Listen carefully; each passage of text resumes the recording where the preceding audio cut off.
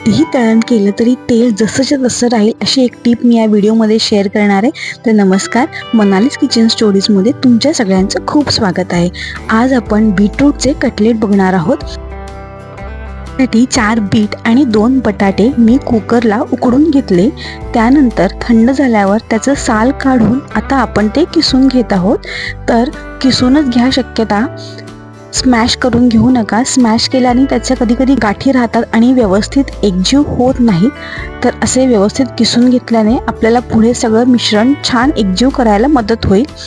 आता आपलं इथे बीट किसून झालेलं आहे, त्याचबरोबर बटाटा सुद्धा मी इथे किसून घेत आहे। बीट किंवा बीटरूट यामध्ये खूप अँटीऑक्सिडंट्स असतात, त्यामुळे आपली स्किन चमकदार आणि स्वच्छ व्हायला मदत होते। आता आपल्याला यामध्ये एक बारीक चिरलेला कांदा, त्याचबरोबर अर्धी वाटी जाड पोहे मी इथे मिक्सरमध्ये फिरवून घेतलेली आहे। आणि पुढचे कटलेट क्रंची आणि क्रिस्पी व्हायला आपल्याला पोह्यांची मदत होणार आहे। आणि अशी फिरवून घेतलेल्या पोह्यांची पावडर आपण यामध्ये घालणार आहोत।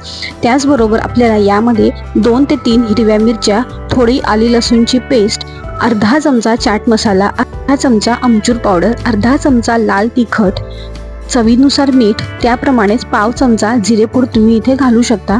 त्याचबरोबर मी इथे 1 चमचा कॉर्नफ्लॉवर घालत आहे। कॉर्नफ्लॉवरमुळे आपल्या हे कटलेटच्या मिश्रणाला घट्टपणा येईलच।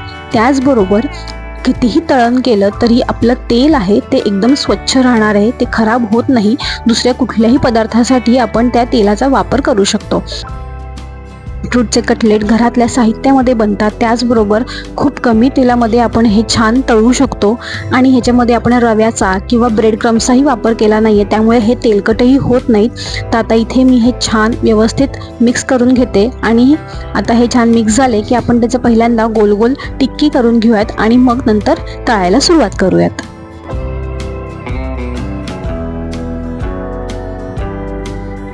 इकडे मी कढईमध्ये तेल घालून ते गरम व्हायला ठेवलं होतं आणि आता एक एक कटलेट आपण इथे तळून घेऊयात। तर तळताना आपल्याला एक काळजी घ्यायची आहे की हे हाय टू मीडियम फ्लेमवर आपल्याला तळायचे आहेत। त्याचबरोबर कटलेट टाकल्या टाकल्या आपल्याला ते उलटायचे नाही आहेत, अशाने ते तुटू शकतात। तर साधारण एक 4 मिनटं एका बाजूने झाल्यावर उलटून मग दुसऱ्या बाजूने 3 ते 4 मिनटं आपल्याला ते छान तळून घ्यायचे आहेत। तुम्हाला जर हे डीप फ्राय करायचे नसतील तर तुम्ही हे कटलेट शॅलो फ्राय देखील करू शकता।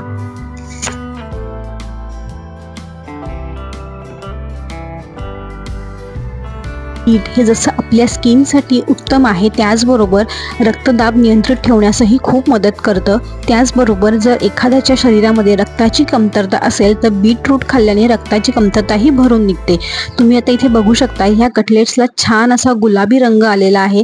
आपण यामध्ये रवा किंवा ब्रेड क्रम्सचा वापर केला नाही आहे, त्यामुळे ह्याचा जो ओरिजिनल कलर आहे तो या बीटरूट कटलेट्सचा छान तसाच राहिला आहे।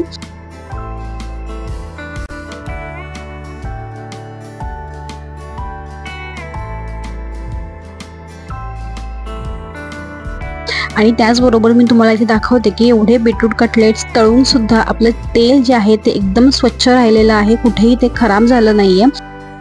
तो आपण कॉर्नफ्लॉवरचा वापर केल्यामुळे हे तेल स्वच्छ राहण्यास आपल्याला इथे मदत झालेली आहे।